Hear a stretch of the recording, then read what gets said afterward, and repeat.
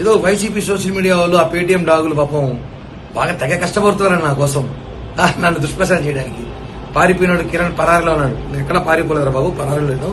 నాకు పనులు ఉంటాయి కదా, పనులు చూసుకోవాలి కదా. మీలాగా మీ నాయకుల్లాగా మేము 1,00,000 కోట్లు దోచేసు మీలాగా స్కాములు స్కిల్స్ మేము కూడా డబ్బులు దాచిపెట్టడానికి ఏదో పనుల మీద తిరుగుతున్నా.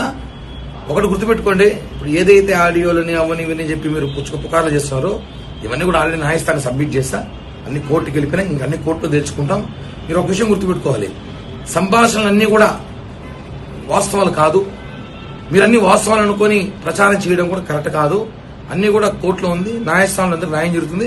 అట్ అ టైం నా దగ్గర కొన్ని సంభాషణలు ఉన్నాయి, నేను అవన్నీ న్యాయస్థానం వినిపిస్తా. ఇలా సోషల్ మీడియాలో పెట్టే చిల్లరగాడుగా నేను న్యాయస్థానం ముందు ఆల్రెడీ సబ్మిట్ చేస్తాను. అదే ఎవిడెన్స్ అన్ని కూడా అన్ని వెయిట్ అండ్ సీ ఏం జరుగుతుందో చూడాలి. మీరు అవసరం ఉంది కదా, పాపం పేటీఎం డాగ్గాలకి ఇంకేమైనా ఉంటే పెట్టండి, రాడియోలో త్వరగా పెడితే అవి కూడా వేస్తా. అక్కడ లేట్ చేయొద్దండి, వెయిట్ చేస్తున్నా.